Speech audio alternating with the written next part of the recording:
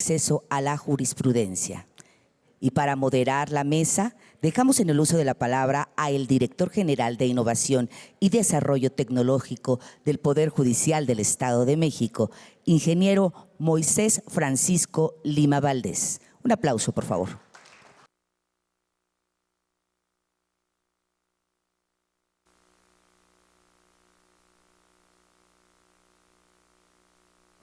Creo que ¿se escucha? Sí, ahí se escucha. Buenos días a todos y a todas. Me es muy grato para mí recibirlos aquí en el aula magna de la Escuela Judicial con este tema tan importante que tiene que ver con la jurisprudencia y con la inteligencia artificial.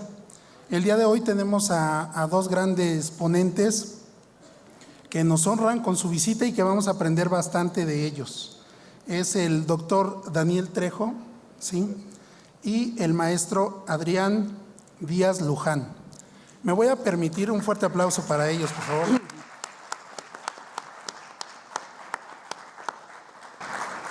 Me voy a permitir leer su semblanza de cada uno de ellos.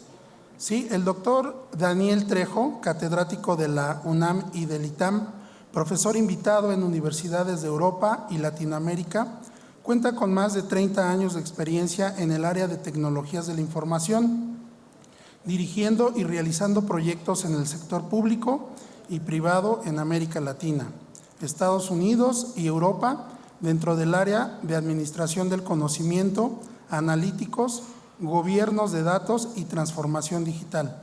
Su línea de investigación en lo jurídico es la aplicación de Legal Tech, en el precedente judicial y la accesibilidad de la información.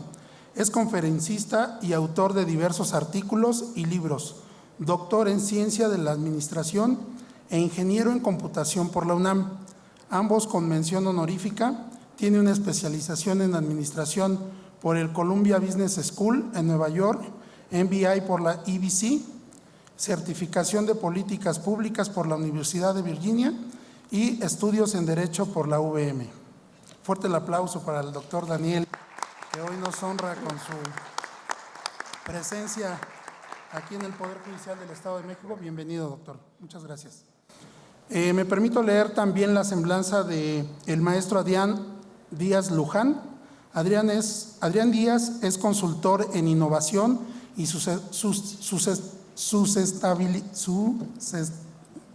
sustentabilidad en amplia experiencia en la transformación digital mediante el uso de tecnologías disruptivas como la inteligencia artificial, blockchain y data science, especialmente en implementaciones en los sectores fintech, proptech y legal tech. Además, es un experto en el desarrollo de nuevos negocios en Latinoamérica, cofundador de Mexo, ahora Trubit, un exchange y wallet para criptomonedas con una tarjeta Mastercard en México, con operaciones en Argentina, Colombia y Brasil. Como fundador de la NEB-UI Platform, ha desarrollado un modelo propietario de inteligencia artificial para la confianza digital, con operaciones en México y Brasil a través de NEB-UI. Se ha analizado documentos legales del Poder Judicial de hipotecas como Infonavit o Fobiste y se ha colocado más de 2,000 millones de pesos utilizando la plataforma en el sector financiero. Ha participado en grupos de trabajo sobre la implementación de modelos de apoyo internacionales con la OEA, Organización de Estados Americanos, y BID, Banco Interamericano de Desarrollo, para migración, diásporas y desarrollo sostenible. También participó en el paper de identidad digital DID basado en blockchain y cuenta con diversas patentes y publicaciones. Fuerte el aplauso para Adrián Díaz Luján. Gracias por acompañarnos. Ok, antes de comenzar con la presentación de los ponentes, me gustaría decirles que nosotros aquí dentro de la institución hemos desarrollado algunas plataformas para poder consultar la jurisprudencia de manera ágil con algunos criterios de búsqueda. Este motor, nosotros le llamamos motor de consulta de jurisprudencia y de sentencias públicas, lo vamos a conocer al final de la presentación que hagan nuestros ponentes el día de hoy. Entonces, me gustaría que comenzáramos con un video que hemos preparado para todos ustedes a modo de introducción. Posteriormente seguiríamos con la participación de cada uno de los ponentes y al final veríamos el motor de búsqueda que nosotros desarrollamos dentro de la institución, que ya tiene embebida inteligencia artificial precisamente para la consulta de jurisprudencias y sentencias públicas. Entonces, si podemos poner el video, por favor.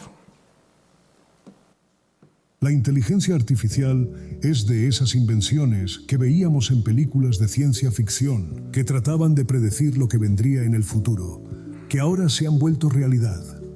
El despertar de las máquinas, el inicio de la era de los robots, su rebelión contra los humanos. Ok, no todo es real. Hay muchos mitos al respecto, pero ¿qué es la inteligencia artificial? La inteligencia artificial es la combinación de algoritmos planteados con el propósito de crear máquinas que presenten las mismas capacidades que el ser humano, automatizando actividades repetitivas y tediosas de manera más eficiente, liberando así a las personas para centrarse en trabajos más creativos y significativos. Además, puede analizar grandes cantidades de datos en tiempo real, lo que permite tomar decisiones más informadas y precisas. Esta se clasifica en dos categorías principales: IA débil, que se enfoca en tareas específicas, y IA fuerte, que apunta a la capacidad de realizar tareas generales de manera similar a los seres humanos.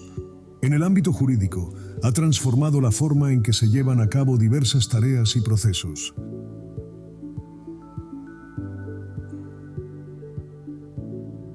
Automatizando tareas repetitivas como revisión de documentos legales y clasificación de información y gestión de casos.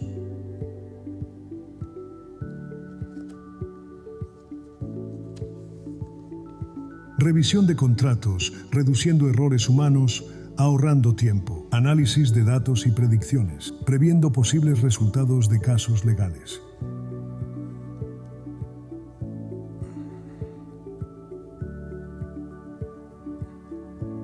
Gestión de información legal, organizando y gestionando grandes volúmenes de información legal, facilitando búsqueda y recuperación rápida de datos relevantes. Gemini es la inteligencia desarrollada por Google. Busca ser el líder competitivo del mercado. Este modelo es con el que funcionan las aplicaciones de Google Bard y diferentes chatbots y aplicaciones. Este modelo es multimodal. Entiende texto, imágenes, audios y códigos de programación, convirtiéndolo en un modelo extremadamente flexible. ChatGPT es desarrollado por la empresa OpenAI, entrenado para realizar tareas relacionadas con el lenguaje. Desde la traducción hasta generar textos, está entrenada para mantener conversaciones con personas, generando memoria y analizando lenguaje coloquial como formal. También cabe destacar que, a pesar de los beneficios, también existen desafíos legales asociados con la transparencia de los algoritmos, la privacidad de datos y responsabilidad de los desarrolladores de estos algoritmos.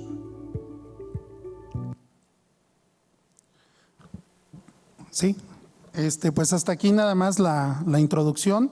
Sin más preámbulo, yo le cedería el uso de la voz al doctor Daniel Trejo. Adelante, doctor. Buenas tardes.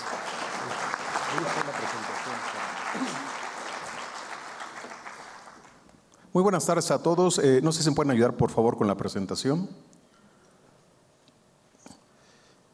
Con la dispensa de todos los juzgadores, voy a hacer una explicación no tan profunda de la parte jurídica. Y lo que procuro es, digamos, hacer una alineación de lo que pasa en la parte del lenguaje jurídico con la parte tecnológica. Antes de comenzar, quisiera darle las gracias al doctor Ricardo Sodi Cuellar por todo este trabajo que está haciendo. Comentamos con el doctor Ricardo Sepúlveda, a quien también le agradezco, lo rápido que está moviendo el Estado de México en muchos temas de tecnología, pero sobre todo el beneficio que está dando para los justiciables. El objetivo es compartirles una visión de la tecnología aplicada desde muchos elementos. Durante esta conferencia han hablado mucho del tema de case law, del tema de common law particularmente, ampliado hacia la parte del derecho continental. Y bueno, con base en la reforma constitucional en materia jurídica de hace un par de años o casi 3, hay algunos temas que se están tomando ahí para la publicidad de la parte de las tesis y del tema del precedente. Entonces, voy a hacer un recorrido de visiones de qué se ha hecho, cómo se ha hecho, y después llegar a ver cómo puede aplicar la tecnología de una manera que procuraré hacerlo sencilla para poderlo integrar. Entonces, comentaba que el primer tema para esta presentación, no quise que sea lo único, es cómo podemos ir consolidando el tema de la sistematización, es decir, la parte de la ingeniería, de la parte técnica, para poder hacer la publicidad de los precedentes, de las tesis, de las sentencias, ¿sí? Y aquí hay un punto interesante, a partir de que tenemos 2 ramas. México es una rama continental que tiene un raciocinio deductivo. ¿Qué quiere decir esto? Pues que tenemos el principio jurídico que aplicamos al caso. Pero en el caso del precedente, que viene de la parte de common law, digamos que es un tema inductivo. Y esto tiene que ver mucho con la parte del caso y cómo lo voy alineando estos asuntos. Entonces, digamos que en México primero está la ley y después vamos trabajando esta parte.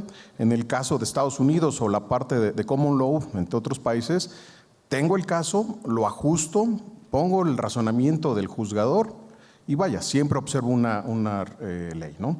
Para los estudiantes hay 3 libros que les recomiendo mucho, la parte de Tarufo, que es un clásico, la parte de Rupert Cross, que es alguien que les va a ayudar mucho esto, y el tema de McCormick, que habla del precedente, pero los 3 hablan de cómo aplicar la ley civil a la parte del precedente, perdón, del common law. En cuanto a la presentación, voy a hacer algunas cuestiones alineadas a 3 grandes cosas que se pueden hacer con la tecnología. Uno, cómo integrar las jurisprudencias, cómo presentarlas, cómo abonar. Otro, cómo poder generar ese nuevo conocimiento jurisdiccional. Y un último tema es cómo acercar el conocimiento a los juzgadores, a los operadores, a los justiciables. Pero no dejemos de lado a los estudiantes o a los investigadores teóricos, ¿no? Cuando digo investigadores teóricos son aquellos que no se han parado en un juzgado, pero que estudian mucho del tema del derecho, ¿no? Entonces, acercar ese tipo de información. Y cada uno de ellos tiene diferentes aproximaciones y diferentes temas que ver. Todo esto parte desde una teoría de conocimiento. Los juzgadores son los grandes sabios del derecho, ¿sí? En cualquiera de las aproximaciones continental o common law.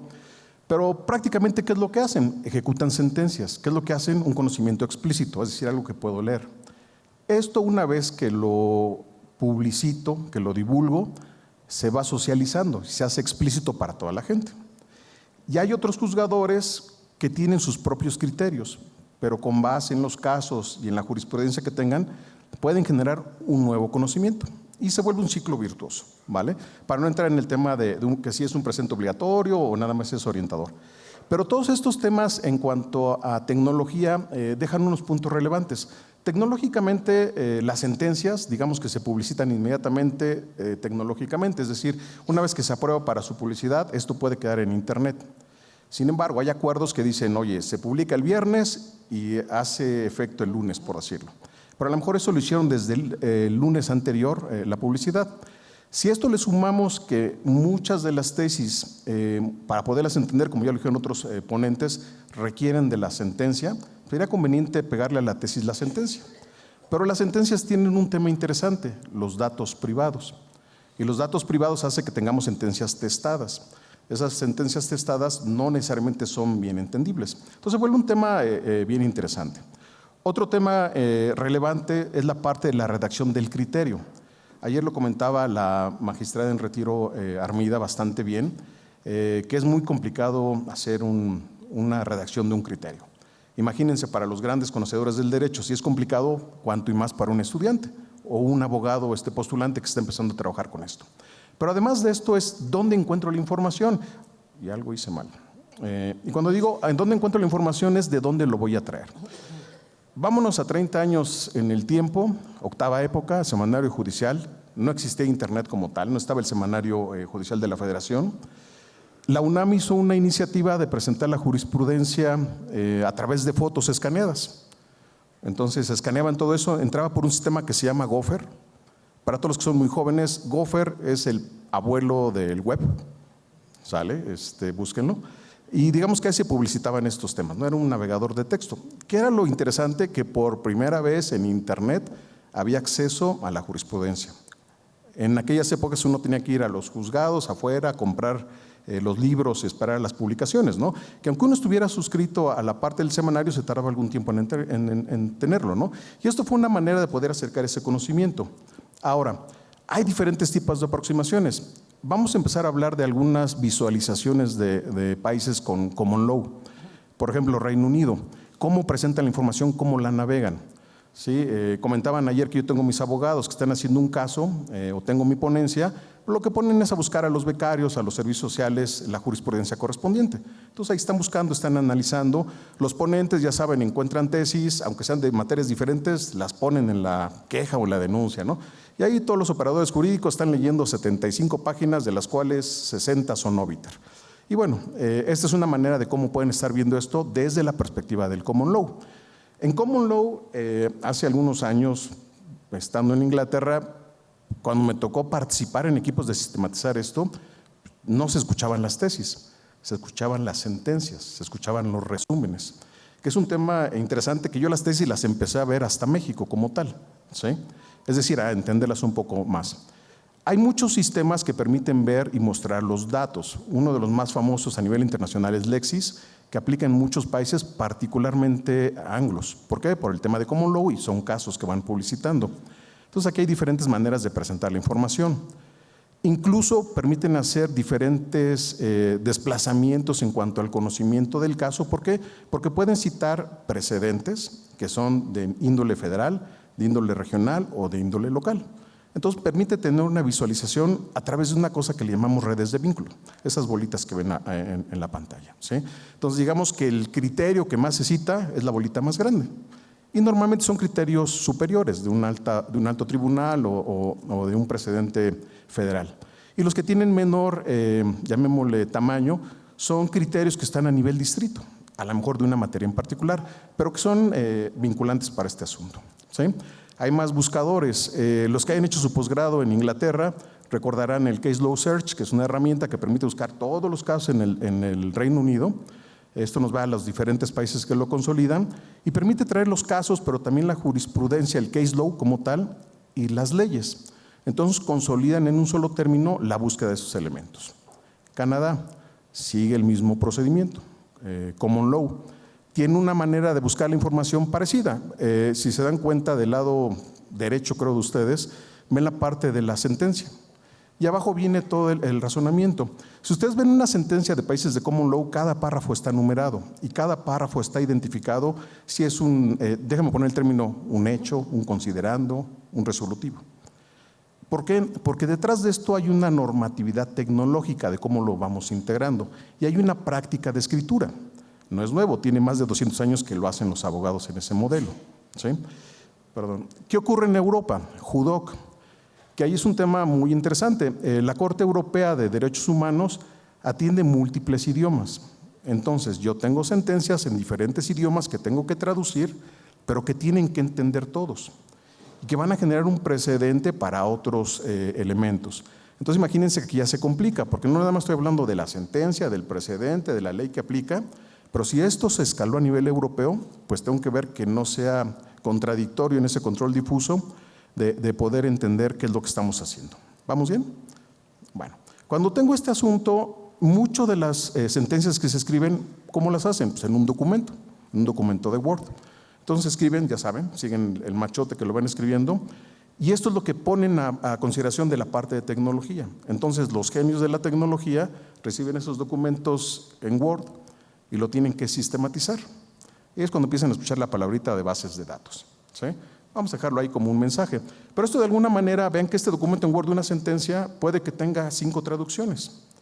Entonces, esta sentencia, si la busco en español, en inglés, en francés, en alemán o en italiano, me debe dar el mismo resultado. ¿Por qué? Porque el espacio Schengen donde aplica este asunto debe de atenderlo. Vámonos a España, más próximos a nosotros, derecho continental, y hace una presentación de la jurisprudencia. Y esta presentación de la jurisprudencia, bueno, puedo yo buscar la materia, el tipo de órgano que lo está presentando, el número de asunto, pero sobre todo va viendo cómo los consultantes van preguntándole.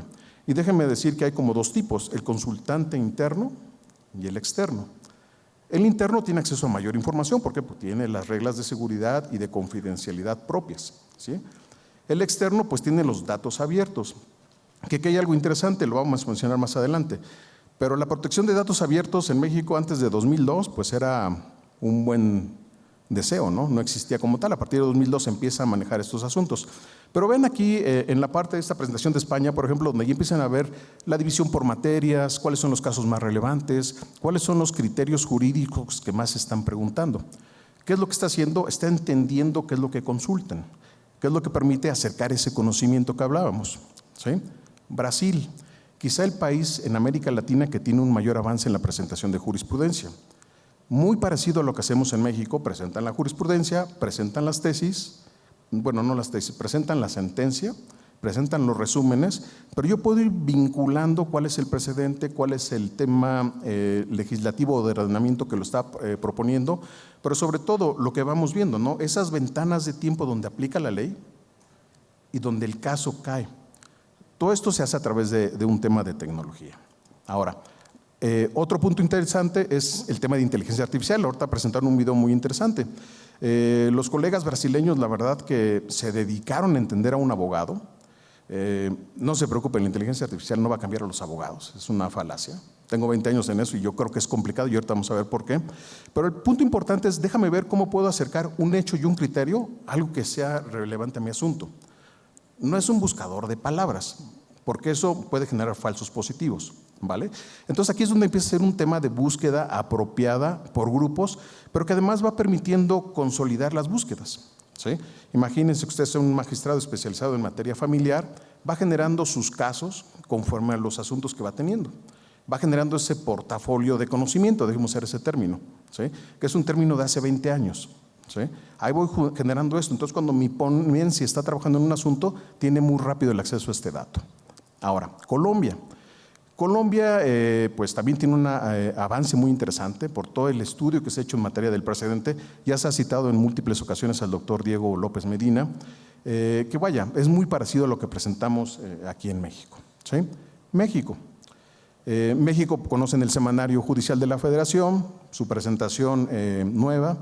Digamos que a partir de la reforma o del Acuerdo General 17-2019 y del Acuerdo General Plenario 1-2021 cambió la forma de la presentación de las tesis. Entonces ya podemos poner el hecho, el criterio y la justificación. Se va aproximando al tema del precedente, al precedente del common law, ¿sí? Recuerden que antes las tesis como tal pues era una buena exposición de un resumen de lo que pasaba en un asunto. Aquí ya tiene un criterio más aproximado. Y hay otros múltiples buscadores, ¿no? Desde temas jurisprudenciales hasta temas por materia. Estado de México. No sé si estoy spoileando la presentación. No, adelante, adelante. Perdón si le estoy spoileando, pero pues tenemos ya este buscador, ¿no? Que la verdad que es muy importante lo que están haciendo porque, pues digamos que están en la punta de lo que está haciendo el país. Y eso hay que reconocerlo, ¿sí?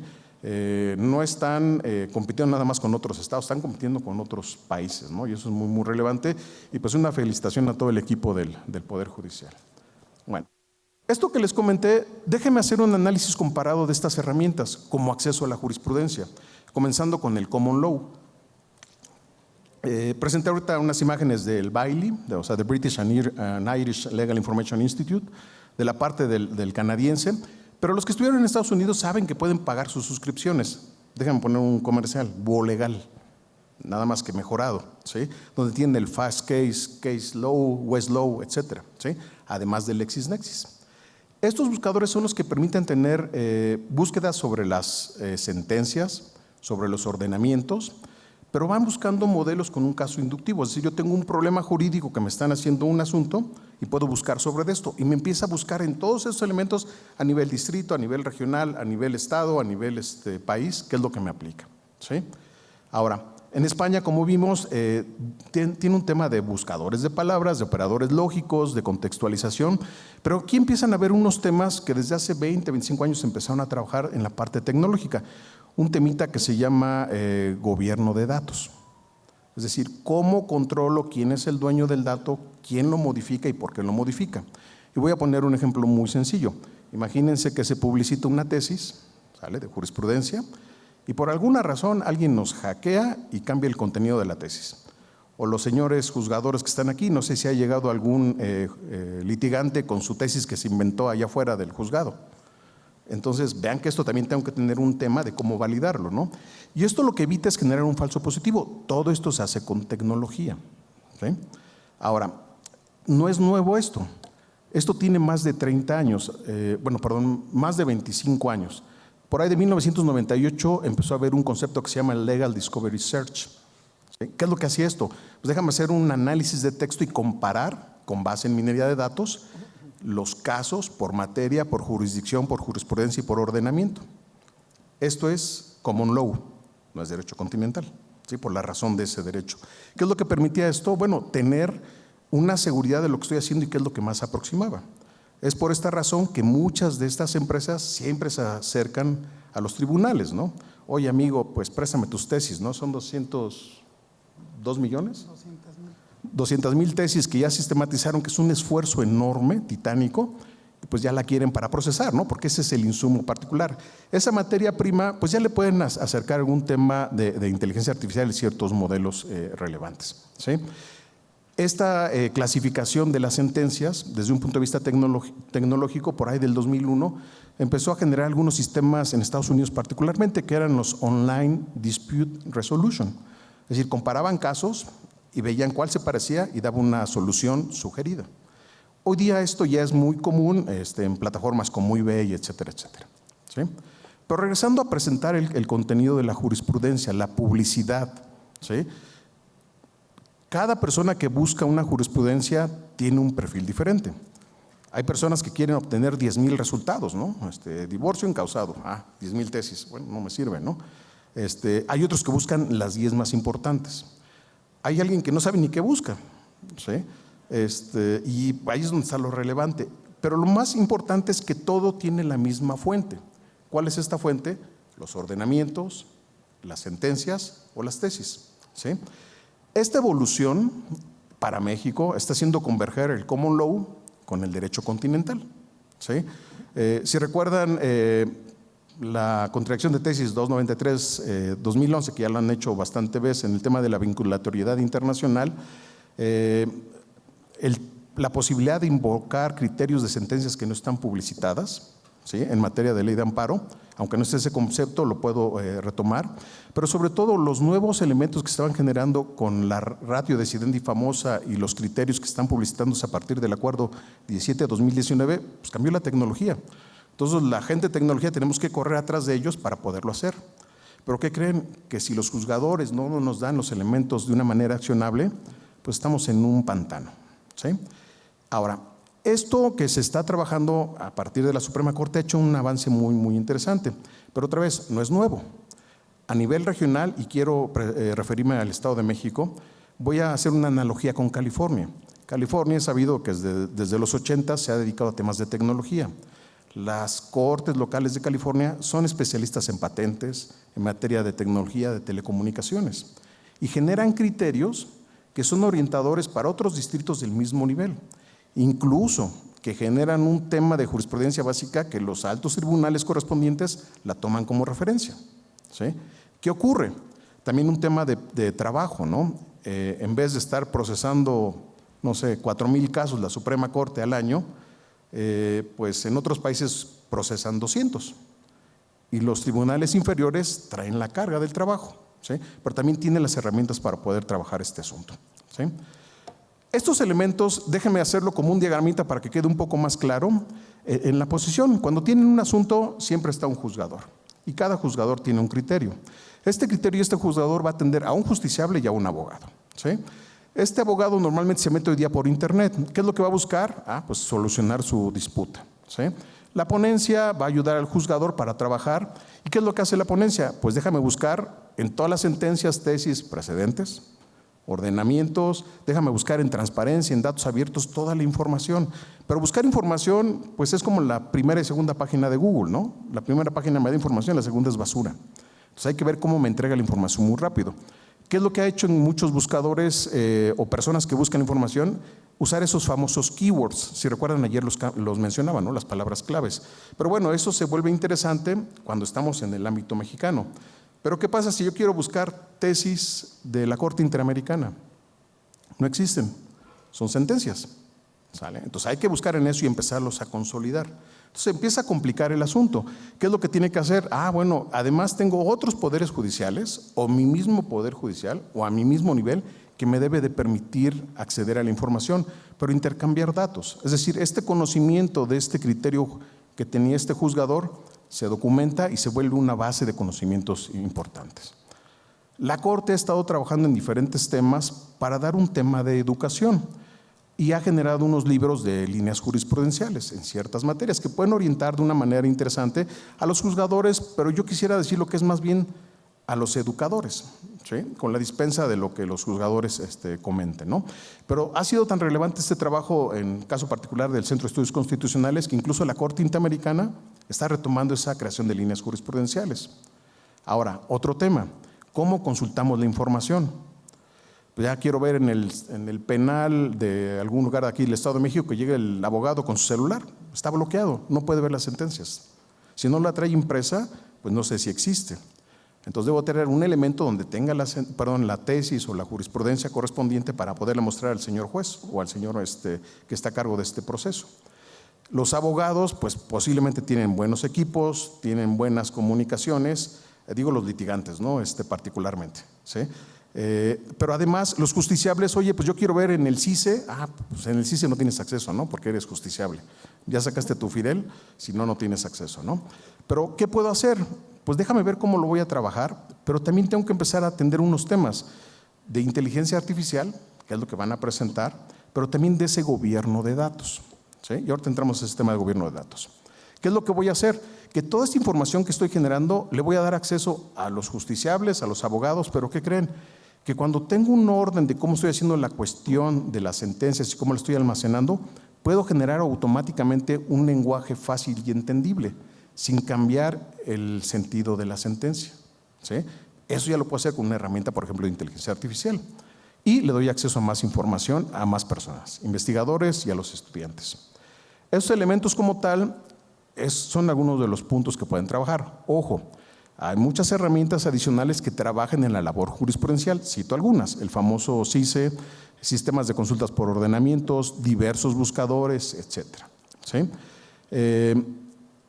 Vamos a la operación.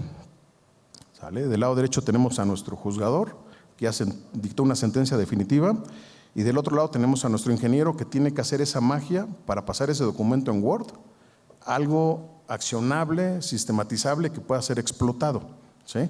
Pues ahí donde empieza a ser el trabajo importante es cómo interpreto y qué tengo que estar analizando de estos elementos. Si yo lo parto desde una perspectiva de análisis de información, yo tengo un componente que se llama sentencia, otro componente que se llama tesis, un componente que se llama ordenamiento y algunas personas que son justiciables. Estos elementos, digamos que son los temas torales con los cuales yo defino cualquier asunto de jurisprudencia que puedo hacer. Esto yo lo puedo sistematizar. Ya que lo sistematice, lo puedo poner en cualquier repositorio. ¿Para qué sirve esto? Para poderlo testear, ¿sí? En la parte de los datos personales, para poder generar una tendencia de una explicación o una sentencia entendible, pero sobre todo para darle elementos a los temas de inteligencia artificial como generación de lenguaje automático o programación del lenguaje natural, ¿sí? Estos elementos lo que van a permitir es facilitar la labor tecnológica, ¿sí? Todas estas aproximaciones tienen muchas referencias, no es nuevo. Comentamos acerca de Inglaterra, de Gales, de Canadá, etcétera, pero todos ellos tienen un tema en común. Todos ellos manejan un tema de gobernanza de datos, manejan un tema del dato testado o del dato privado, ¿sí? ¿Para qué? Para poderlo generar. ¿Esto a qué nos lleva? ¿Cómo podemos alinear estos procesos de publicidad jurisprudencial conforme a las mejores prácticas internacionales? Algo muy relevante que está haciendo el Poder Judicial del Estado de México es el precedente por consideración. De hecho, sin temor a equivocarme, y si no les pido que me corrijan, creo que es el único estado que lo está haciendo. Incluso creo que ni la Corte lo está considerando. Y esto es muy importante, ¿por qué? Porque esto se alinea más al common law. ¿Sí? O sea, los abogados que han litigado en Estados Unidos tienen este criterio, ¿no? Aquí lo hicimos en versión mexicana y es algo muy relevante. Entonces, poder expeditar la información en tiempo y forma ayuda no nada más al juzgador, pero también al justiciable. ¿Sí? Y aquí vienen muchas de las preguntas que hace 20 años decíamos, ¿no? Oye, si ya está publicitada la sentencia, ¿para qué esperar un mes y tener una gaceta? Bueno, pues es que hay un acuerdo. Bueno, si es un tema normativo, pues hagámoslo, ¿no? Pero si ya está en internet y ya está pública, quizás sea algo innecesario de hacer. ¿Sí? Este tema de la tecnología hay que entender el proceso. Digamos que los ingenieros tienen que leer la mente, sacar la bolita mágica y comprender qué es lo que busca hacer el abogado. ¿Sí? Y de esta parte del abogado, pues quiero hacer los temas de inteligencia artificial. Voy a hacer una consideración muy sencilla. Ustedes tienen un caso, un asunto, una sentencia.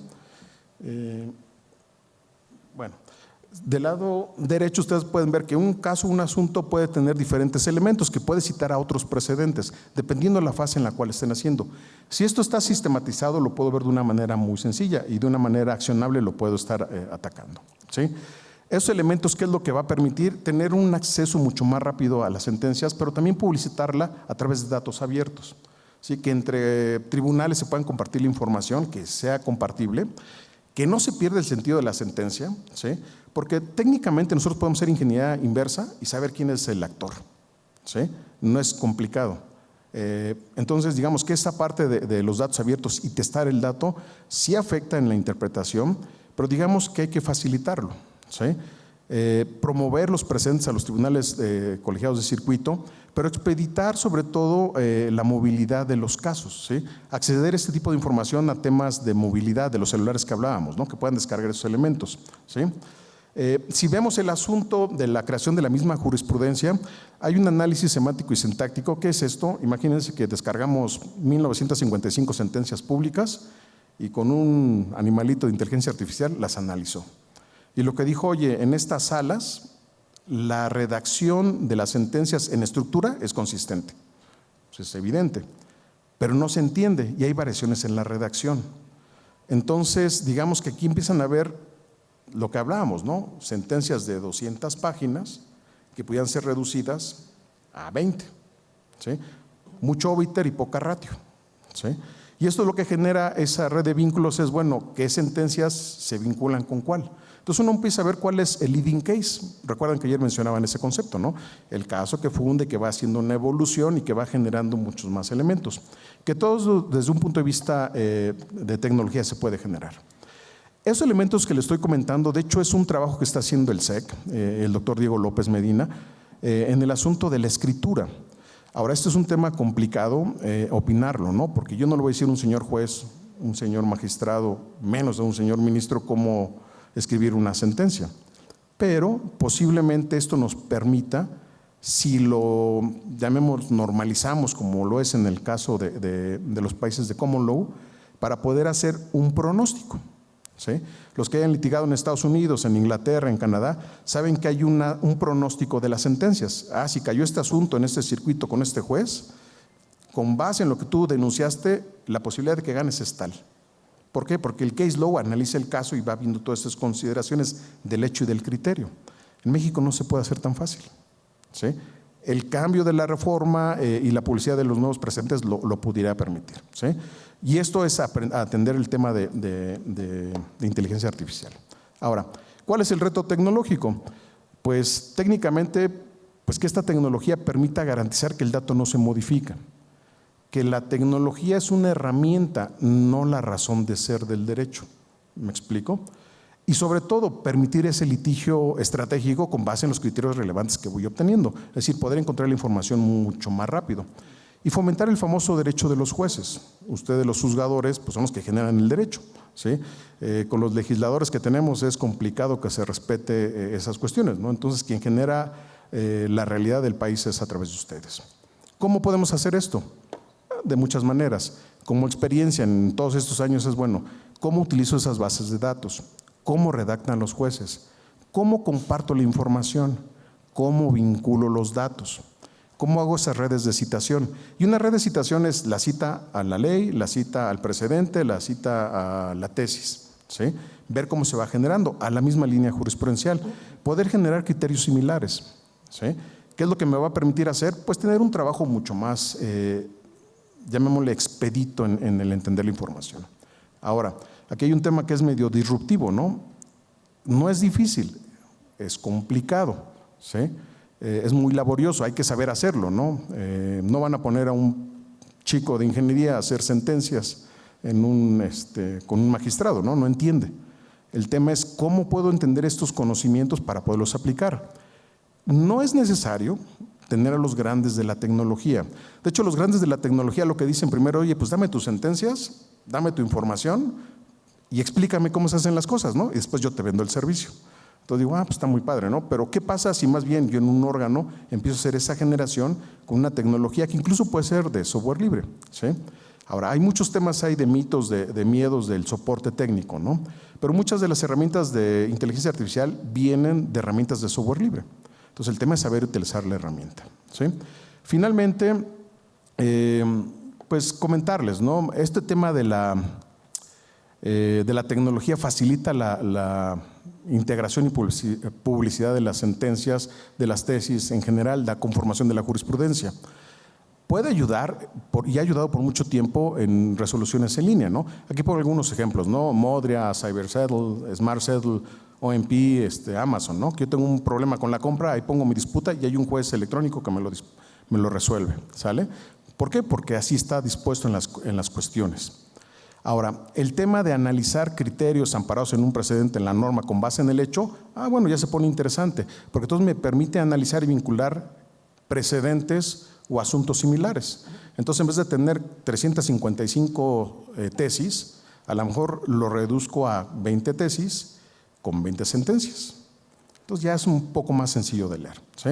Y hay que entender que la tecnología debe de emplearse para mejorar y hacer más eficientemente los procesos, no para hacerlos más rápido, porque también si los hace más rápido nos vamos a equivocar más rápido y quizá podemos cambiar un poco este paradigma. Y bueno, de manera muy breve, perdón por lo apresurado, pero es para acabar en el tiempo y forma, pues les agradezco su atención.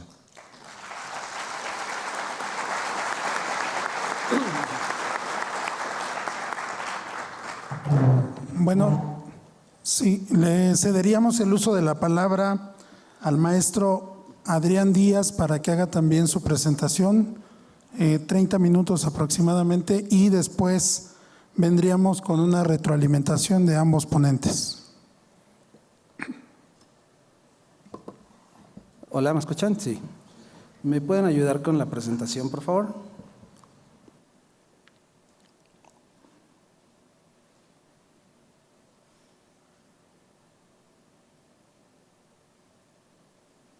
Bueno, y un poco más que una presentación formal, ¿no? Y dando continuidad un poco a los temas que se habían mencionado en el foro y a esto que acaba de comentar el doctor, es algo en lo que nos hemos enfocado mucho, es en el uso y aplicación de estas tecnologías al día de hoy. Lo que pasa es que hoy en día todo suena de pronto muy etéreo, ¿no? O sea, déjenme ver que ya me estoy brincando algunos slides. Todo suena muy etéreo, ¿no? Todos estos usos de la tecnología, siempre estamos hablando de ejercicios en el ámbito internacional que ya están aplicados y que están usándose en diferentes países. La verdad es que México y Latinoamérica usualmente va siguiendo esto de cerca, pero un poco distante en algunas implementaciones, y me refiero al lado tecnológico, no al lado jurídico, que siempre va avanzando y va haciendo temas disruptivos todo el tiempo. Pero en la aplicación de pronto se va volviendo compleja y pareciera que la aceleración tecnológica va avanzando mucho más rápido, ¿no? Al final, por ejemplo, hoy tenemos estas herramientas que salieron en el video, como ChatGPT o Gemini, que las tenemos a disposición de uso individual, o sea que puedes entrar a una plataforma web y estar accediendo y usándolas, y de pronto parece como contradictorio contra la implementación de otras tecnologías, donde se vuelve más complejo, o estas brechas donde se menciona el tema de subir documentación a un sistema, pareciera muy difícil, al menos dentro de instituciones, por la complejidad que ello conlleva, a lo que puedes hacer con estas herramientas web. Y van surgiendo algunos elementos como el aspecto del no-code, que es un término que al menos en el mundo tecnológico, y perdónenme si voy a estar yo yendo un poco más a ese tema, la verdad es que abogo a su tolerancia en el tema de que quizá como abogado, en el sentido de abogado legal no vamos a abarcar muchos temas en esta plática, pero sí es, digamos, invitar a la conjunción de diferentes talentos o diferentes características para de verdad generar un cambio en el día de hoy. Entonces, un poco lo que les decía ya es contradictorio que de pronto esa brecha sea tan compleja cuando tienes herramientas como ChatGPT o Gemini a disposición y tú puedes entrar y subir ahí algunos datos, pero sí hay una complejidad detrás. Es algo que nos gustaría abarcar en esta conversación, además de irles platicando casos de uso ya en México usando inteligencia artificial generativa a través de un modelo propio que construimos que se llama SIGPAD. Nosotros nos dimos a la tarea de construir un modelo, un ChatGPT, pero digamos con un conocimiento acotado, enfocado en lenguaje en español, con documentos legales nacionales. Entonces todo el dataset y todas las herramientas de entrenamiento es contenido que hace sentido al lenguaje. ChatGPT y Gemini han sido entrenados con documentos en inglés y aunque la IA los traduce al español, siempre hay un gap y hay una brecha ahí en esa traducción y en esa comprensión y redacción. Al mismo tiempo también el contenido, como saben, del lado de ChatGPT, abarca hasta el 2008 nada más y eso también conlleva una fuente de conocimiento diferente. Y del lado de Gemini, aunque tiene acceso a la parte de Google, hay que aclarar muy bien que no es que toda la suite de Google haya funcionado para el entrenamiento de la IA, sino que más bien la IA, como tiene, digamos, este tema de LLM o de modelos de lenguaje grandes, puede entendernos y luego ir a buscar a Google como un asistente, pero su entrenamiento no es de esa manera. Y de pronto parece que ChatGPT y Gemini son, digamos, estos nuevos gigantes hoy en la industria que vinieron a cambiarlo todo. La aceleración se acortó muchísimo, todo derivado de la pandemia y de este enfrentamiento al tema remoto, a los aspectos digitales y a la transformación de procesos y de aspectos comerciales. Muchos de estos nuevos procesos evidentemente recaen en los temas legales, como los ODR, como los temas de disputas en línea, pero agregan ciertas complejidades también al modelo, ¿no? Y creo que es importante para los abogados y para los poderes y para todos los organismos entender cómo funcionan estas herramientas y cómo podemos abocarnos a ellas, porque tienen algunas especificaciones que parecen ya no tan lejanas, como que ya no son tan del área de tecnología, porque además ahora las vamos a empezar a tener en el uso cotidiano de manera individual. Y tenemos que entender cómo funcionan y qué hay detrás de cada una de ellas para elegir adecuadamente las tecnologías que vamos a estar abarcando. Si vamos a ChatGPT, tenemos que tener muy claro, ya hay algunas noticias, seguro ustedes las habrán visto, de abogados que usaron ChatGPT para construir un documento legal, ¿no? Para apoyarse de ello, y que además tuvo una referencia a un documento de Colombia o de otra jurisdicción cuando se presentó en Estados Unidos. En fin, entender que la base con la que se está entrenando, la que se acotó, es amplia y que quizá no va a ayudarte en ese aspecto. Entonces, entender muy bien para qué está funcionando. Y en eso me voy a ir a dos elementos un poco técnicos sobre lo que está construido el tema de ChatGPT y de Gemini. Hay un aspecto que se llama fine tuning, que es, digamos, el comportamiento que tienen estas inteligencias artificiales en la interacción con nosotros. Hay una que se llama DPO, que es Direct Process Optimization, que es la que usa ChatGPT, donde le dices muy de manera específica, y ustedes saben que hoy empieza a surgir un nuevo tema que es prompting, ¿no? De aprender a hacer prompt o aprender a preguntarle a una inteligencia artificial cómo lo hace adecuadamente. Oye, hazlo en un lenguaje formal, pero en pocas palabras. En fin, todo ese feedback es lo que va tomando ChatGPT para volverse más inteligente. Y Gemini, en cambio, usa otro que se llama RLFH, ¿no? Que es Reinforcement Learning Feedback Human, que lo que hace es estar entendiendo un poco de lo que el humano le hace. Hay digamos, un ejemplo. Se construyó un motor de inteligencia artificial para jugar ajedrez. Entonces, ese motor de inteligencia artificial se le daban todas las jugadas de ajedrez que habían ocurrido, todas las técnicas, etcétera, y aprendía de ellas. Ese es el DPO, donde le das todo un contexto, todo un texto y de ahí aprende. Y el otro es, le dices las reglas, luego lo pones a jugar contra humano y le dices si gana o pierde, o contra algunas computadoras, contra el mismo motor, y él decide cómo construye sus propios movimientos, genera una inducción de inteligencia real. Y en base a eso se ha visto que tiene muchas mejoras, que es más acelerado y que se vuelve mucho más ágil y rápido en su comportamiento. ¿Y por qué es importante este tipo de técnicas? Porque va a depender del uso para el que lo vamos a aplicar. Por ejemplo, hay muchas tareas repetitivas en el mundo administrativo que hoy sí la inteligencia artificial podría ayudar. De pronto parece que no va a sustituir evidentemente muchos de los perfiles, pero hoy los perfiles están abocados a tareas que no son realmente correspondientes a su expertise. De repente como abogados o como ingenieros o como contadores estamos haciendo tareas que no son específicamente de esa carrera. Entonces no es que la IA venga a sustituir las carreras o las profesiones, pero sí que venga a sustituir esas tareas repetitivas que no son directamente adjudicables a la profesión, como transcribir de un documento a otro o buscar algunos elementos en alguno, verificar simplemente si el documento es el correcto o si corresponde a un mismo expediente. Ese tipo de características no es que se requiera un abogado para hacerlas, sino que podrías tener algunas herramientas de inteligencia artificial que te apoyaran. Y ahí viene un segundo término que van a estar escuchando mucho ustedes, que son los billones de parámetros con los que están construidas las inteligencias artificiales. Y siempre suena como muy fastuoso, la verdad es que sí es muy impresionante lo que se ha logrado. Por ejemplo, para que se den una idea, se empiezan a hablar de modelos de inteligencia artificial de 7 billones de parámetros, y eso hace símil a la inteligencia. Bueno, se usa el ejemplo, pero no es realmente de esa manera, pero la capacidad neuronal o la inteligencia de un niño o de actividades de primaria a secundaria, más o menos.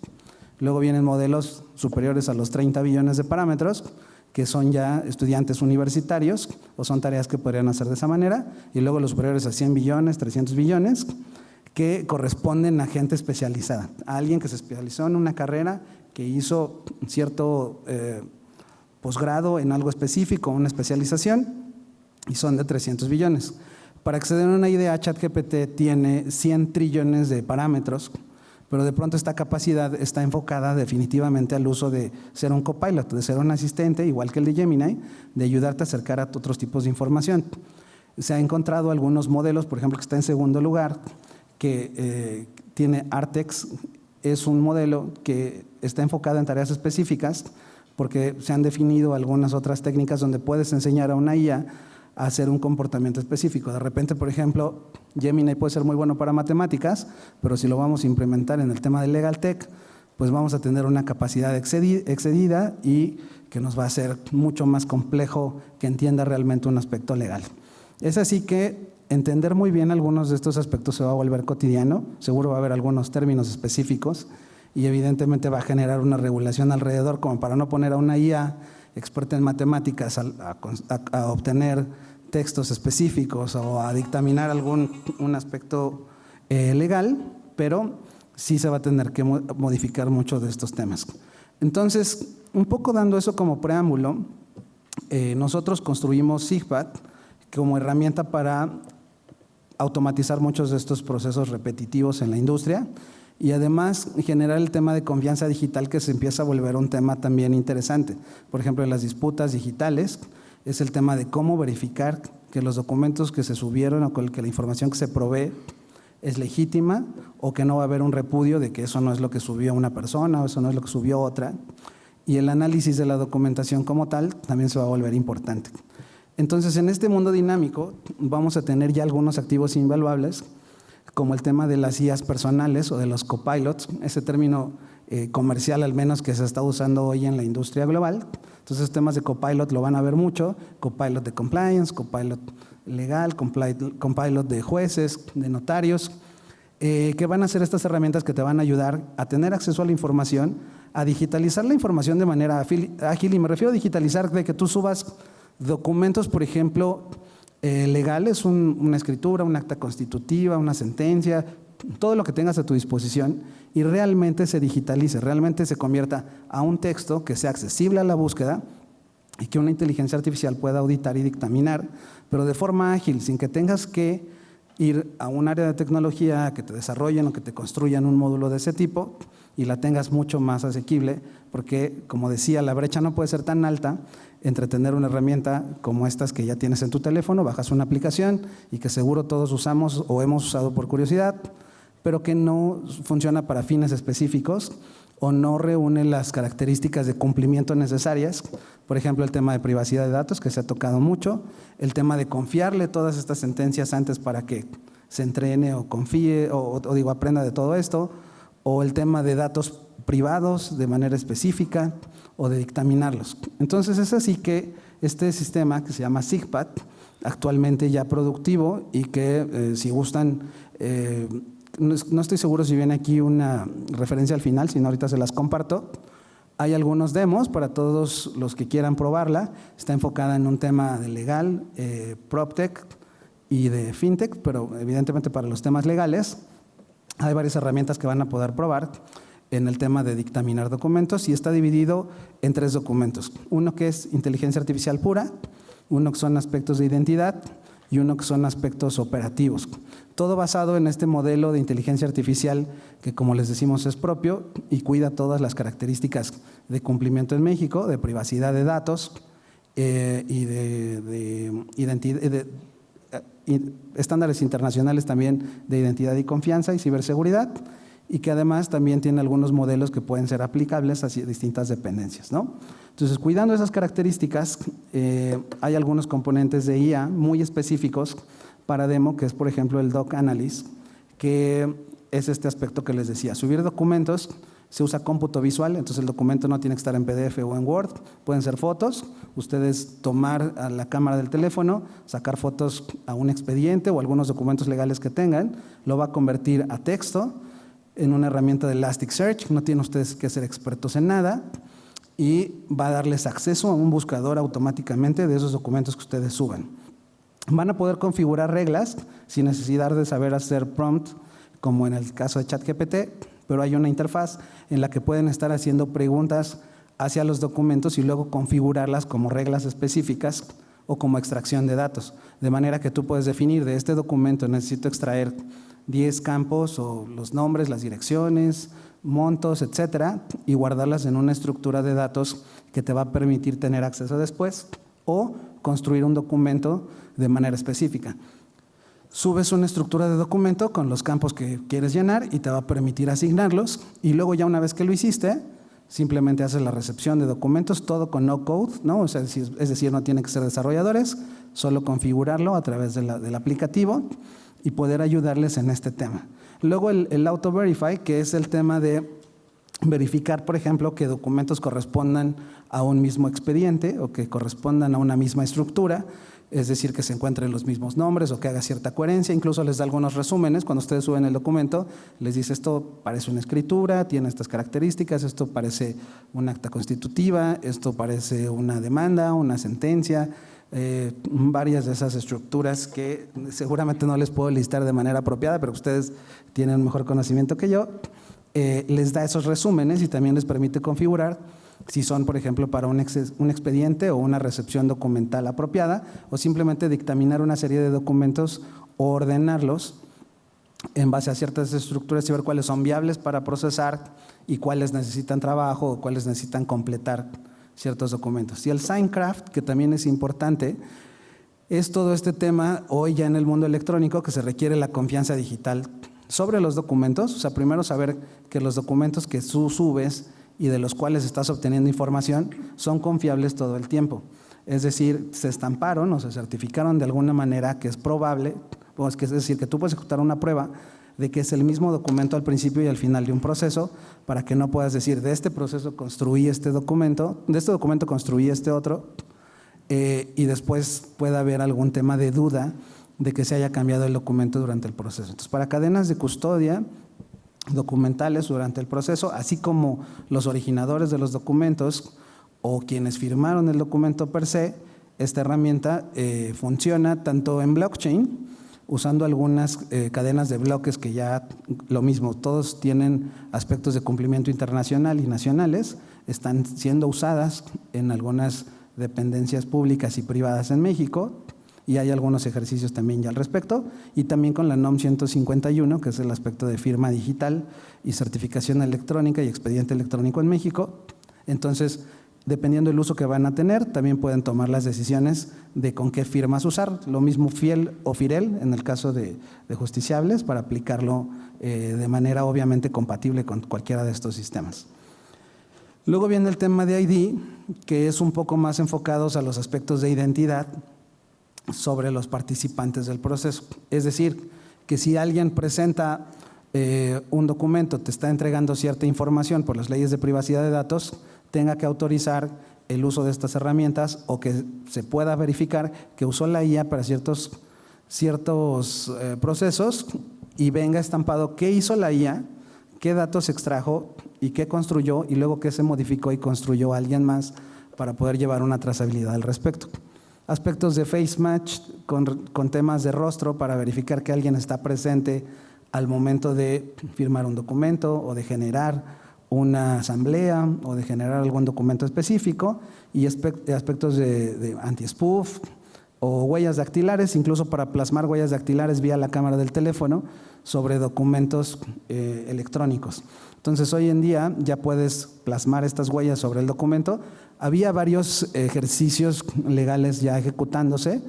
Sé que hay algunas modificaciones de ley recientes que se aprobaron, por ejemplo, en el Diario Oficial de la Federación respecto a la ley de títulos de crédito. Aunque ya se venía usando, ya hoy está publicado de esa manera. Ese print check cumple con esas características establecidas al menos. Y hoy en día participamos en el grupo de trabajo de la construcción de reglas posteriores a esa ley, al menos desde el lado tecnológico, ¿no? Y el Doc Analysis, como les comentaba, pero ahora también para el aspecto de documentos muy constantes en la industria, el tema de actas de nacimiento, CURPS, comprobantes de domicilio, todo este tema de documentación que se vuelve siempre muy complejo en la administración y la gestión, pues te ayuda a verificar, por ejemplo, vigencias de manera ágil, porque muchos de los procesos se vuelven repetitivos, porque el expediente está incompleto porque uno de esos documentos ya no tiene vigencia o ya había sido usado o ya tenía mucho tiempo o no correspondía a la persona. En fin, todos estos elementos, la herramienta ya ayuda a generarlos y construirlos. Y por último, pues evidentemente tener a la mano un repositorio de documentos, una plataforma de registro y administración, tanto de visitas físicas como a la plataforma y una base de datos estructurados para acceso. Al final, no es una base de datos estructurada en el sentido tecnológico, pero sí está estructurada para visualización de conceptos. Perdónenme si soy como ambiguo en este tema, pero a nivel tecnológico tiene mucho que ver y detrás cómo estamos usando Elasticsearch es más ágil y no se usan estructurados, ¿no? Entonces, todas estas capacidades, nosotros habíamos tenido la oportunidad de trabajar en modelos internacionales, como habían dicho ahorita durante la BIO que mencionaron, de la Organización de Estados Americanos y de la Unión Europea, y todos este trabajo que se está haciendo en aspectos de identidad, de certificación documental y de trámites electrónicos, lo estamos aplicando también a esta tecnología, digamos como un tema de continuando con todo ese trabajo, pero evidentemente estamos siguiendo muy de cerca los aspectos en México. Entonces, es un trabajo que estamos haciendo de manera constante. Para nosotros siempre es muy importante ejecutar pilotos con todos los que estén abiertos a la ejecución de ese tipo de modelos, de generar investigación conjunta entre la ejecución específica. Hemos hecho ejercicios con Secretaría de Economía para aspectos de hidrocarburos usando blockchain, con Secretaría de Hacienda y Crédito Público para temas de aduanas y siempre con aspectos internacionales porque creemos que tenemos que ir avanzando no solo en el sentido del uso y el performance legal en México, sino también abriendo la continuidad de esos procesos tecnológicos para ir cerrando la curva o el sesgo de innovación ante actividades globales, ¿no? Entonces, eso es lo que tenemos. Hay un caso específico del que les vamos a platicar un poquito, que es un proceso de escrituración que estamos ejecutando en SIGPAD al día de hoy. Para gestionar el tema de escrituración, el Infonavit está presentando hoy una problemática de muchos inmuebles que se encuentran abandonados, los cuales ya se adjudicó de manera legal, ya los tiene él adjudicados, pero no se han escriturado por la complejidad que hay detrás en este tema y se está usando la tecnología de SIGPAD para acelerar el proceso, dar confianza en los pasos y además unir un poco algunas partes. Ahí no se ve, creo que Bueno, en la pantalla sí se ve. Se hace una recepción de documentos, una entrega. Esta puede ser evidentemente de manera tecnológica o física. Y entonces se hace un análisis del expediente como tal. Se verifica que cuenta con las características del proceso legal y que está completo para poder construir un proyecto de sentencia de manera automática. Construye el proyecto de sentencia y le da tiene un usuario, el notario, para poder acceder y verificar los datos, tanto de qué páginas lo extrajo, cuáles fueron los datos extraídos de los documentos y la certificación de este proyecto, lo firma de manera digital y pasa a un juez para su revisión, lo mismo de manera digital. El juez accede a una plataforma y puede verificar que tanto la sentencia como todos los elementos del expediente son coincidentes y con todas estas firmas de verificaciones, aún así él puede ir a revisar cada uno de estos o tiene acceso a un LLM, a un chat, para preguntarle a la IA de dónde sacó los datos, a qué se refiere con algún aspecto de la sentencia, en fin, hace una revisión y vuelve a firmar el documento. Entonces ya regresa y continúa su flujo tradicional. El notario solo se ahorró el tema de presentar ante el juez el proyecto de escritura y de su aprobación previa. Entonces después procede al trámite tradicional de imprimir ya como tal la escritura, ¿no? Generarla y presentarla ante el juez. Pero este tema ha ahorrado anteriormente, antes de que se implementara el aspecto de SIGPAD, el proceso llevaba aproximadamente de 9 a 12 meses y actualmente nos puede llevar de 2 a 4 meses el mismo proceso, ahorrando toda esa carga administrativa, sobre todo en el tema de la generación del proyecto, de la transcripción y la comunicación entre notario y juez, dando certeza siempre a los aspectos de privacidad de datos, ya que el proyecto corre en infraestructura del Poder Judicial, ¿no? En este caso, y se da confianza durante todo el proceso, y también de firma digital y de NOM y de expediente, que pues son algunas de otras que atañen en el proceso, ¿no? Entonces es un caso que está hoy activo, igual para discusión, y pues el Doc Analyst, justo los módulos que les estamos comentando, evidentemente se encuentra hoy para nuevos procesos en diferentes etapas, donde está la parte del OCR o la interpretación, el LLM, que es este ChatGPT o este símil de ChatGPT, pero con una inteligencia específica. Nuestro modelo es un modelo de 30 billones, igual está puesto en algunas plataformas públicas para escrutinio y para aspectos de confianza en el modelo matemático, pero se ejecuta de manera privada en infraestructura de los usuarios de la información, dando primero un tema de contexto tecnológico de la información, de que no se salga de las leyes que necesita revisar o del contexto de conocimiento que tiene que tener y no nos traiga de repente algunas disposiciones de otro país o que ya no están vigentes o que se encuentran en un tema de cancelación o que ya han caducado, ¿no? Entonces te da esa confianza, también los aspectos de privacidad de datos y evidentemente eficiencia, porque mantener un modelo público grande de 100 trillones de parámetros es muy costoso a nivel de infraestructura para preguntarle aspectos de una sola materia y de un solo conocimiento. Entonces no hace sentido o no es sustentable el modelo, y también la intención es construir modelos que sean sustentables, que sean asequibles y que de verdad mejoren tanto los aspectos administrativos como los aspectos de comunicación con usuarios finales. Y bueno, hay evidentemente los beneficios de eficiencia mejorada, seguridad y confianza, reducción de costos, acceso universal, integración tecnológica, la adaptabilidad y la accesibilidad.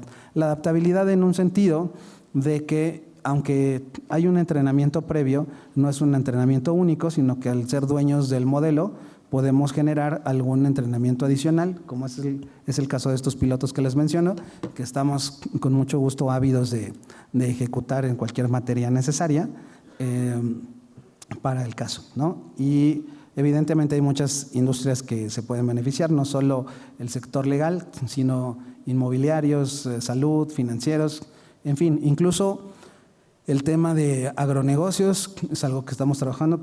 Por acá debe venir, sí, gubernamental, seguros, recursos humanos, educación, negocios. No me gustaría entrar mucho en ese detalle para no salirme del tema que además ni siquiera abarcamos de manera profunda, que es el legal, y porque ya se nos está terminando el tiempo.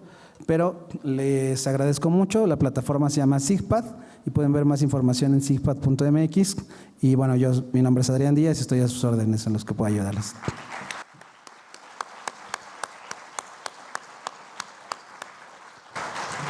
Muchas gracias al maestro Adrián Díaz por la presentación que nos hizo. A mí me gustaría tener una intervención muy breve de unos 5 minutos, prometo que no me tardo más, nada más para aterrizar algunos temas con respecto a la inteligencia artificial y lo que estamos haciendo aquí en el Estado de México, aprovechar que están algunos magistrados, que están algunos jueces y sobre todo también muchos estudiantes. Entonces, el reto que tenemos aquí en el Estado de México básicamente es construir un asesor jurídico. Ese es el reto, ¿sí? Disminuir la carga de proceso o los procesos complicados o repetitivos en los juzgados, automatizarlos para que seamos más eficientes. Ese es el reto. Y me voy a centrar básicamente en 3 cosas o en 3 cuestiones importantes dentro de un juicio, que es la presentación de las promociones, de las demandas y promociones, que es básicamente la construcción de resoluciones dentro del juzgado y la construcción de las sentencias. Eso, digamos que al interior de la institución. Al exterior, para los jóvenes que son estudiantes, vamos ahorita rápido a explicar lo que sería, por ejemplo, un asistente para yo poder hacer mis promociones y diferentes tipos de promociones. ¿Qué es lo que estamos intentando hacer nosotros o desarrollar ya con todo lo que explicó el doctor y el maestro? Estamos intentando que en la oficialía de partes común, con inteligencia artificial, yo pueda validar los documentos que me están ingresando en una promoción y yo pueda saber si esos documentos son válidos y están cumpliendo con el formato y el estándar que yo los necesito. Pero también con inteligencia artificial lo que voy a hacer es leer la promoción, ¿sí? Sacar un resumen de la promoción, lo que me están pidiendo, o sacar todo lo que yo quiera. ¿Qué cantidad en pesos me están solicitando? ¿Cuáles son las pretensiones que tiene la demanda? ¿O qué se pretende o qué se solicita en determinada promoción?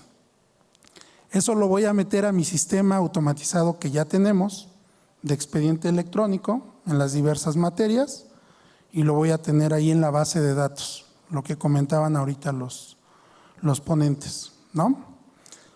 Posteriormente, cuando yo tenga que construir el acuerdo que recae a esas promociones, lo que voy a hacer es tomar esos datos y construir la resolución del acuerdo, pero ¿cómo lo va a hacer la inteligencia artificial?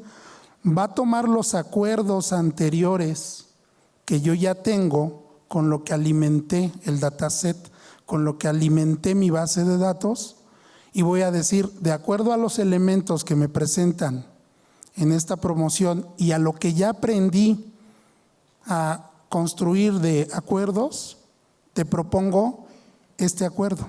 Eso es lo que va a hacer la inteligencia artificial. Aprender de lo que ya se hizo anteriormente en los acuerdos. Por eso decíamos que no va a sustituir al abogado, nunca la inteligencia artificial no lo va a sustituir. ¿Por qué? Porque al final voy a tener yo que revisar ese acuerdo o esa propuesta que me está presentando, yo la podré modificar y finalmente haré uso de mi firma electrónica para publicarlo. Lo mismo va a suceder con la sentencia. Entonces, ¿qué necesitamos? Pues un conjunto de datos muy grande que ya lo tenemos porque ustedes a diario construyen resoluciones y a diario recibimos promociones y entonces sabemos cómo debe de venir la promoción para validarla, pero también sabemos cómo se debe de construir el acuerdo porque hemos generado muchos y entonces va a aprender de ellos para hacernos las propuestas. Igual en las sentencias.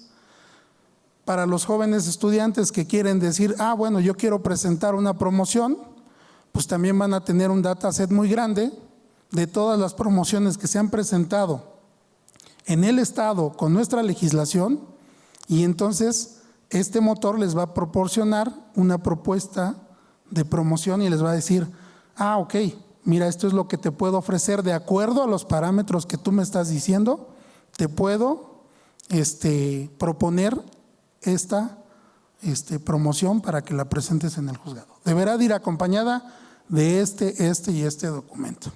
Entonces, ese es el futuro. Estamos trabajando en ello, estamos construyendo las bases de datos, estamos mejorando nuestros sistemas, estamos reforzando nuestra infraestructura, nos estamos haciendo llegar de personas con conocimiento a nivel internacional, como lo comentaba Adrián, ¿sí?, con los estándares internacionales para que seamos pues un tribunal de punta en la materia, ¿no? Esa sería mi breve intervención. No quiero abrumarlos con tanta palabra, pero pasaríamos ahorita a un intercambio de ideas entre el doctor y el maestro para que pudieran, pues no sé, intercambiar algún comentario de acuerdo a las ponencias que hicieron. Gracias.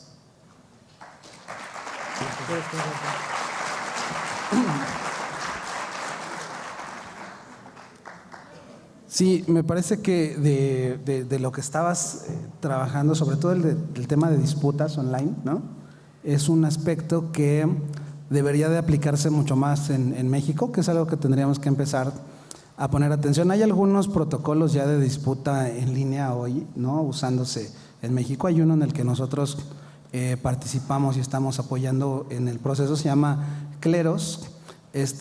Por si quieren después darle un vistazo por ahí, Kleros lo que hace, para ver qué opinas ahí en ese aspecto, doctor, es hacer el tema justo de poner las disputas en línea, pero no como parte de la plataforma. Mucho de lo que se usa es, por ejemplo, para Mercado Libre, que no tiene una propia.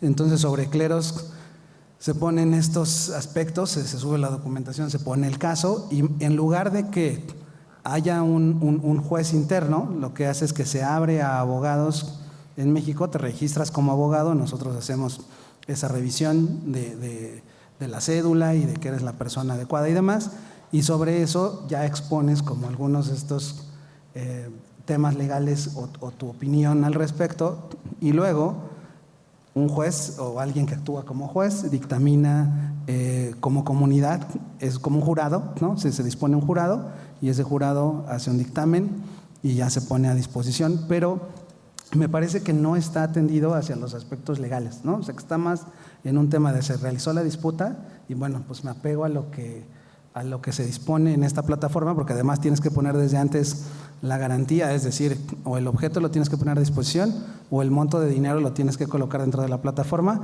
para que después no puedas, digamos, alegar algo a la resolución que se dio, y entonces vas de un lado y al otro. Pero me parece que es complejo porque entonces, al no haber realmente o no atenderse de manera formal estos ODRs, la gente recurre a estos aspectos secundarios porque ya están como ávidos de ese aspecto, ya que, por ejemplo, a lo mejor se vuelve complejo o se vuelve complicado poner el historial de chat de Mercado Libre frente a algo más formal, ¿no?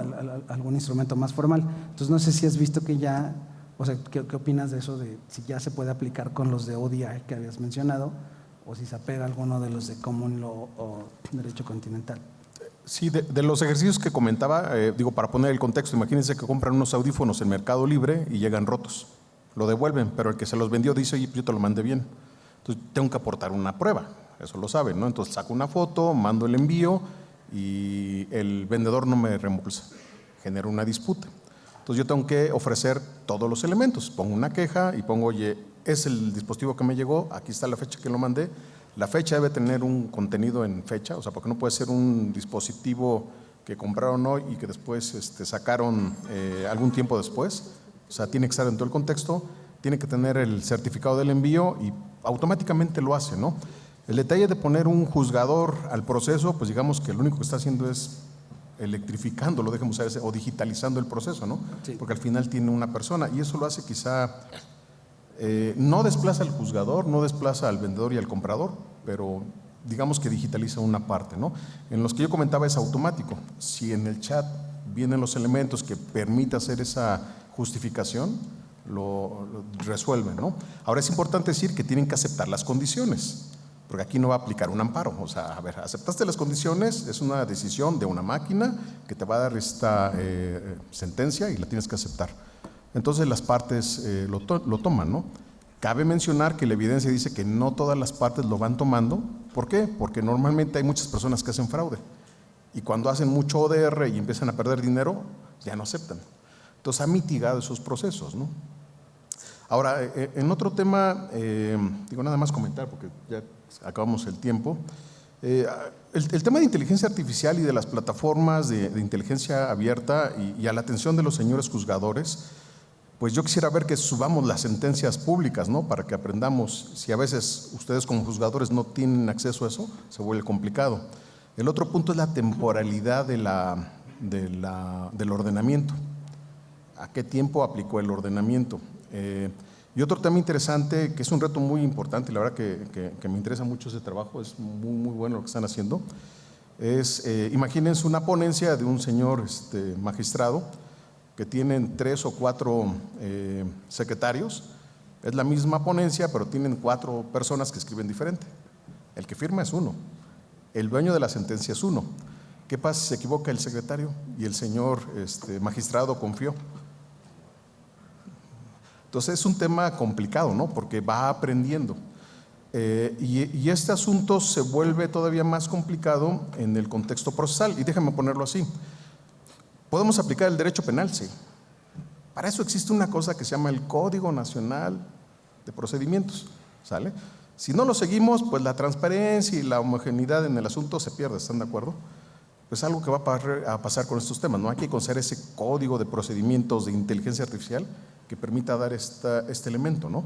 Y aquí es donde recae ese tema de quién es el dueño del dato. ¿Quién es el dueño de la sentencia? Los señores magistrados. O sea, no es el secretario, no es el becario. Al que sancionan es al señor magistrado, ¿sale? Entonces hay que tener esa vista, ¿no? No perderlo.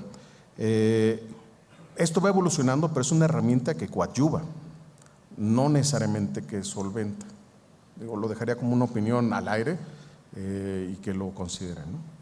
Ya no solo me gustaría adicionar un poco en ese tema que me parece, creo que es importante separar ya los aspectos de inteligencia artificial de lo que está en camino de desarrollo, que definitivamente es algo que va a llevar todavía un camino largo, el tema de aprendizaje y de este RLFH que les comentaba, que es que de verdad la inteligencia induzca algún resultado, y de las aplicaciones hoy en día, ¿no? De las aplicaciones de la IA ya directas, inmediatas, o sea, que pueden ser sustentables y que de verdad generan un beneficio inmediato, como los que estaba comentando que se van a implementar aquí en el Poder Judicial, que definitivamente ya están aquí, ya se están usando y que ya nos pueden presentar un beneficio. Sí es importante separarlas para no tener ese sentimiento de todavía está muy lejos, todavía le falta mucho camino. Evidentemente sí, pero son 2 modelos diferentes y 2 técnicas diferentes y 2 estructuras separadas de inteligencia artificial, ¿no? Y creo que esos términos van a ir avanzando en el tema de inteligencia artificial y se van a ir cambiando un poco, porque ya no vamos a notar mucho, aunque hoy es todavía detectable, vamos a ir detectando cada vez menos, que es esa carrera nueva entre, así como hay identidad y fraude, ahora va a ser contra inteligencia artificial y contra inteligencia artificial o detección. Entonces también es una carrera que se va a tener que atender de inmediato en la construcción o revisión inmediata de documentos, ¿no? Entonces sí creo que ya hay que ponerle atención y al mismo tiempo estar expectativos y quizá participar en esta nueva generación de inteligencia inductiva sobre aspectos legales, ¿no? Bueno, ya para concluir, tenemos nada más 3 preguntas que nos hicieron llegar. María José Suárez, ya quedaría resuelta su pregunta con lo que comentamos ahorita. Rosa Antonia también. Ya nada más faltaría una pregunta que es Rocío Ferreira para que pudiéramos dar contestación. No sé si la pudiera contestar el maestro Adrián, por favor. 1 minuto nada más para que ya podamos concluir el evento. Gracias. La pregunta es si el Doc Analyst puede suplir a un perito en materia de documentoscopía. La respuesta es que sí.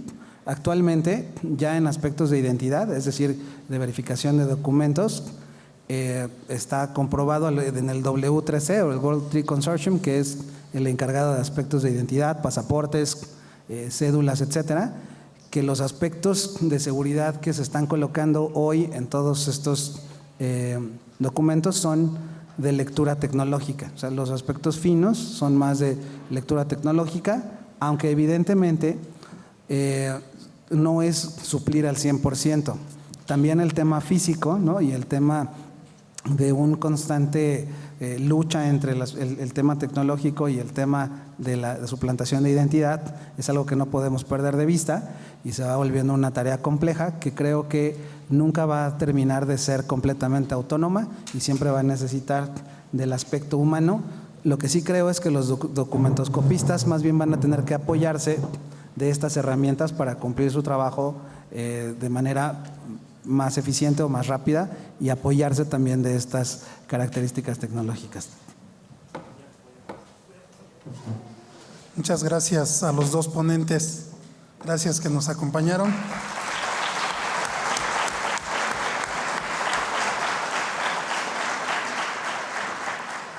Me comenta el doctor Ricardo Sepúlveda que todavía tenemos 10 minutitos nada más para ver la plataforma del Poder Judicial, lo que hemos estado desarrollando y que fue anunciado el día de ayer por nuestro señor presidente, entonces ya me lo quería yo brincar, pero no, ¿verdad, doctor?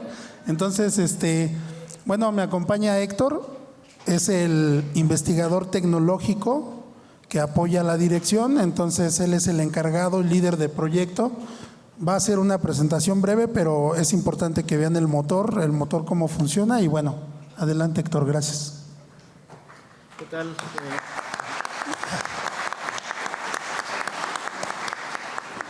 Gracias. Buenas tardes. Como pueden ver, estoy en el sitio oficial del Poder Judicial. Aquí ya se publicó en este apartado el sistema de búsqueda de sentencias y jurisprudencia. Espera tantito.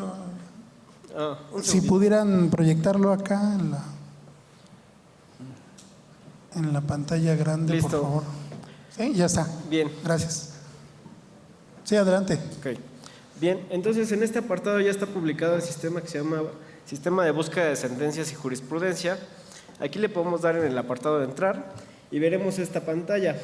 Inicialmente, lo voy a hacer un poquito más grande para que lo veamos, tenemos 3 opciones de búsqueda. El sistema está cargado con 250,000 ejemplos de sentencias que ya fueron procesadas por una inteligencia artificial, es decir, de estas sentencias en su versión pública se obtuvo el texto a través de un modelo de OCR, o de detección de caracteres, y esta inteligencia los clasificó a fin de poder consultarlas.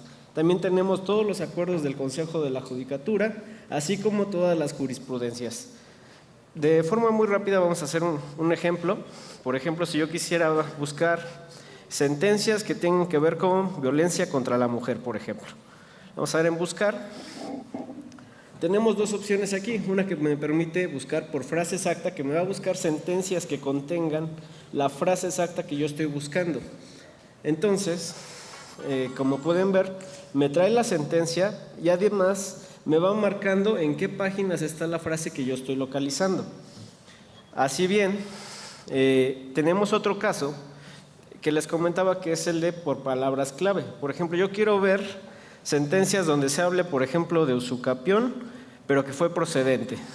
Entonces le vamos a dar en buscar y el sistema lo que está haciendo a través de una inteligencia artificial va a buscar aquellas sentencias donde, si bien no está el texto como tal, pero se refieren a que encontró una sentencia que concuerda con el criterio que yo estoy buscando.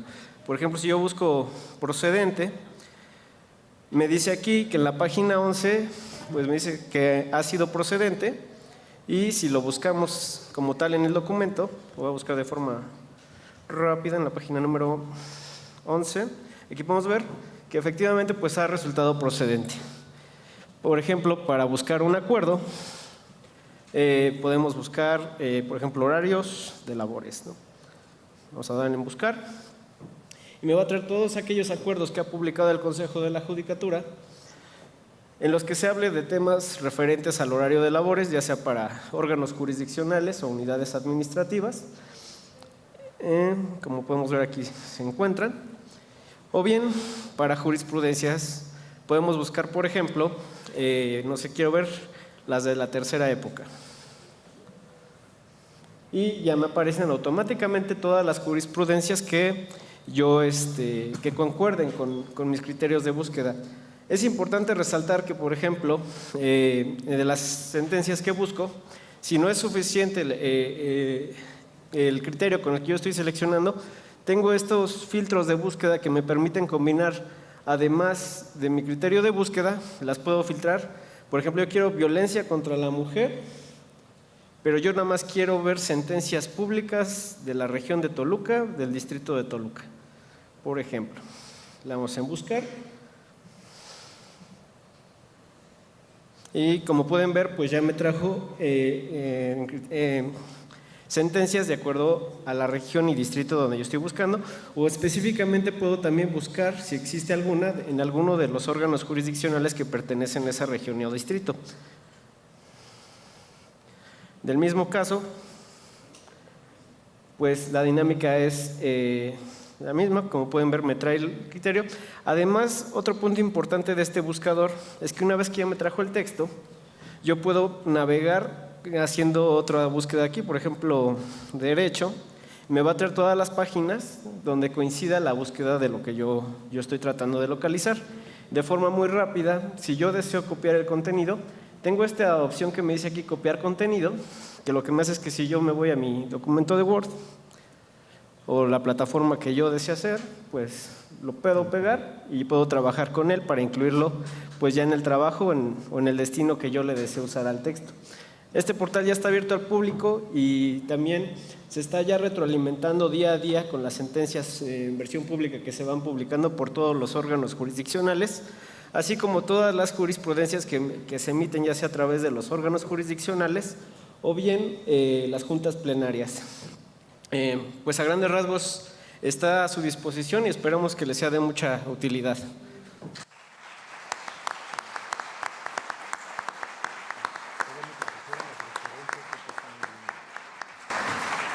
No, nosotros en tecnología decimos, pues jueguen con este instrumento un ratito, practiquen ahí, hagan sus búsquedas y espero, como dice Héctor, que realmente sea de utilidad, doctor. Felicito al doctor Ricardo Sepúlveda, quien fue el que dirigió básicamente este proyecto y que nos fue dando los parámetros para que sea funcional para los abogados. Muchas gracias, doctor.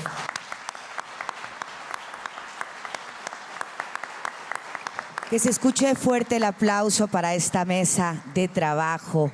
Muchísimas gracias. La tecnología y el acceso a la jurisprudencia.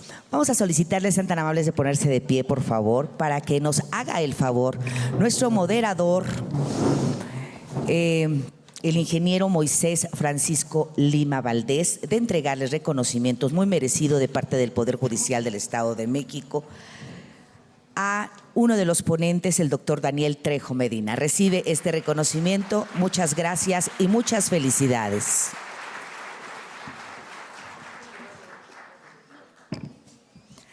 A su vez, también entrega el reconocimiento al ingeniero Adrián Díaz Luján.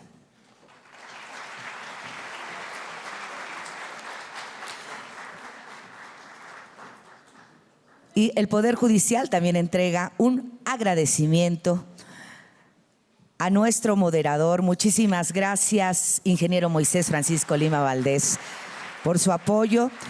Y en compañía de estos reconocimientos y agradecimientos se les ha hecho entrega de ejemplares de la colección de libros Rumbo al Bicentenario. Muchas gracias. Bueno, pues tenemos un receso. Los esperamos aquí